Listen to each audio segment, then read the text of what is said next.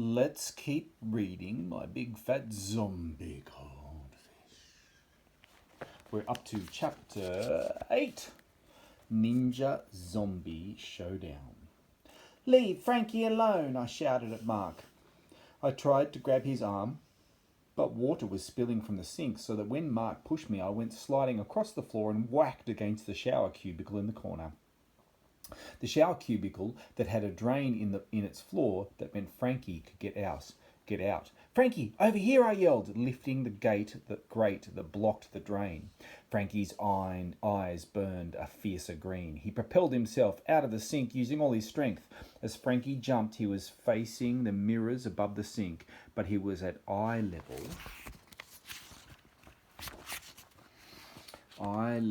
with Mark. Just for a second, his stare met Mark's reflection, and Mark suddenly looked over to the wall and towards my nostril. Frankie was hypnotising him. But he suddenly dropped to the floor, breaking eye contact. Still, it was enough to stun him. Frankie let the overflowing water carry him across the tiles and towards the drain. He flicked his tail in a wave to me as he passed by, and then he was down the drain and away from Mark. "Mark!" Mark moaned. He was coming out of his stunned, zombified state. I had to get out of there. I scrambled across the wet floor and ran out the door. As I got to the top of the stairs, an announcement came over the loudspeaker. It was Mrs. Prentice's voice, but she sounded weird. "Would all students and teachers please tune in to the internal school channel on the whiteboards or computers? We are now going to show a mandatory video about internet safety.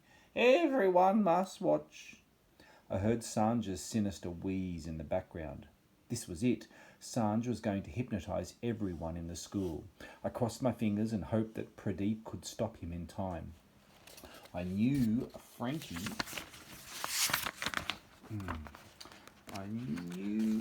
Frankie was okay for now. I had to get Sammy and go and help Pradeep.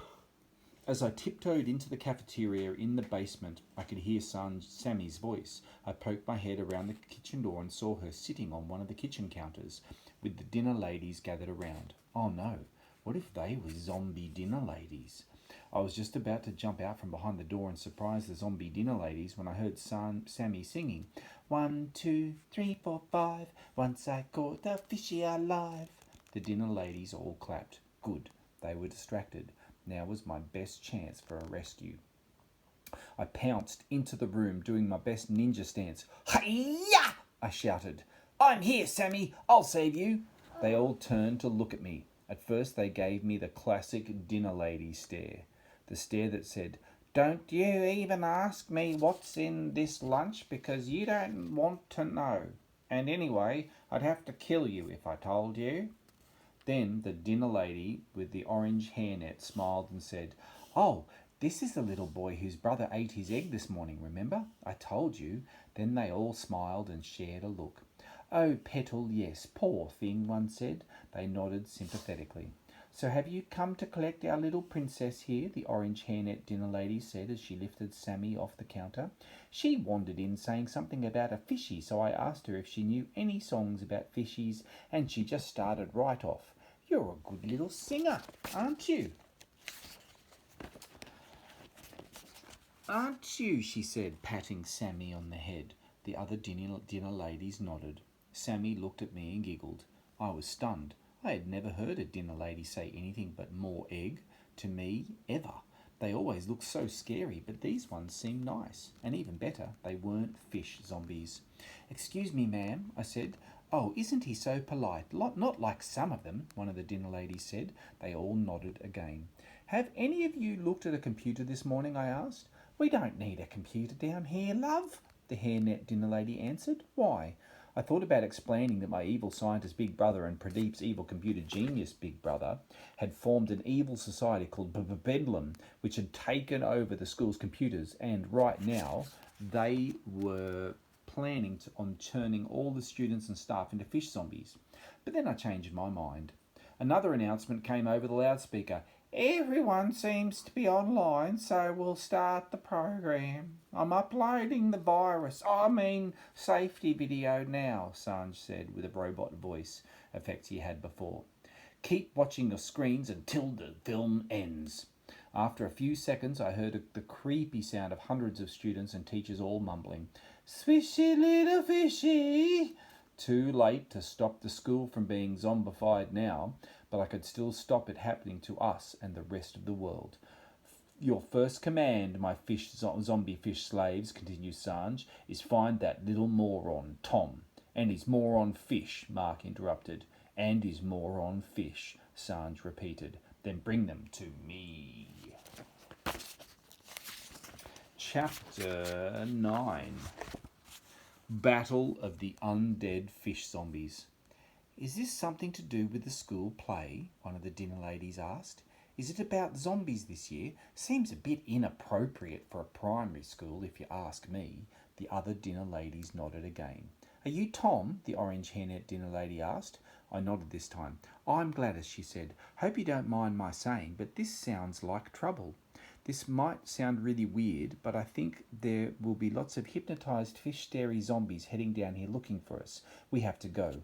I grabbed Sammy's hand. I think you'll be all right down here. They never remember us dinner ladies. Probably forget we even exist, said Gladys, with a smile fading a little bit. It'll be better if Sammy and I leave, I said.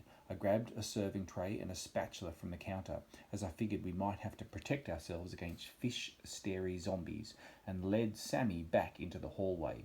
We ran straight into Madame Bouvard, the French teacher. She was lurching towards us, mumbling, "Laissez-y, petit poisson, laissez-y, petit poisson." I pushed Sammy behind me and held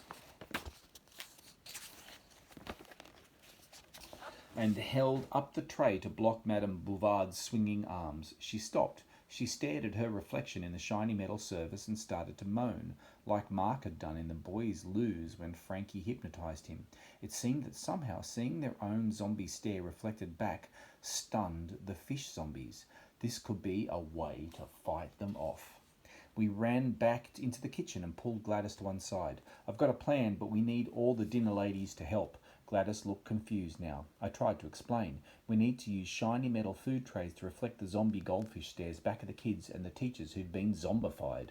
I always said these clean trays were clean enough to see yourself in, Gladys said with pride.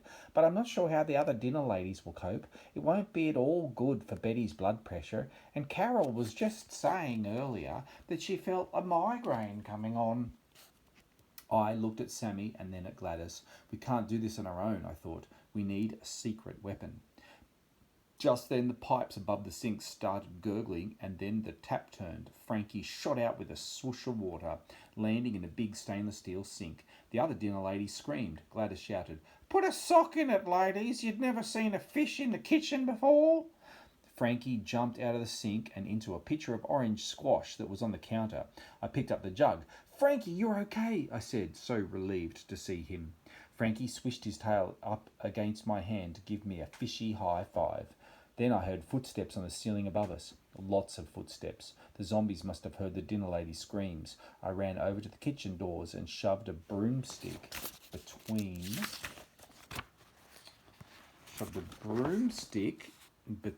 the handles to block the door. The dinner ladies stared at me. "I saw them do it once on TV, I said. They nodded. Sammy squeezed my hand. Frankie's eyes were bright green now and he thrashed around wildly. Gladys peered into the jug.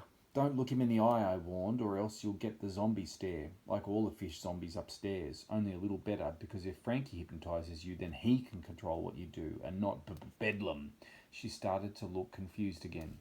"So the goldfish can zombie people too, but in a good way," she said.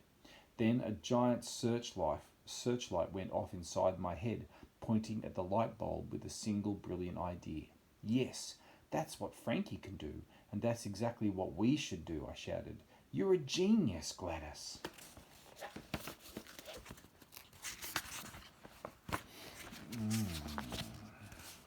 I carried Frankie over to the other dinner ladies and asked them to look into his eyes until they were all zombified.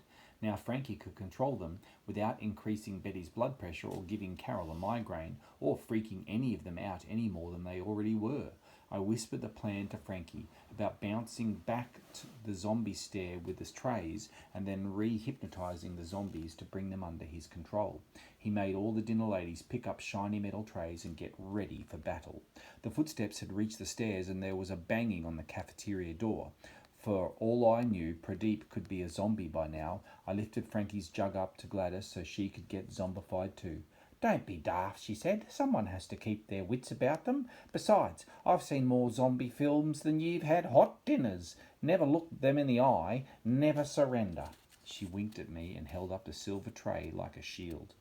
Suddenly, the fish zombies came bursting through the kitchen doors, all chanting, "Swishy little fishy!"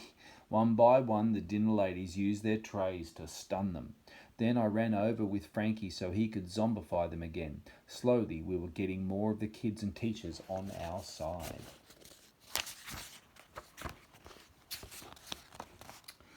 And they were picking up trays and joining the fight. My walkie-talkie started to click. Short, short, long, long, short, short, long, long, short, short, long, long, short, short, long, long, long, long, long, long, short, short, long, long, short, short, long, long. It went on that long because I didn't have a hand free to answer it. I handed Frankie's jug to Sammy. Pradeep was clicking "London's burning," which meant he was in big trouble.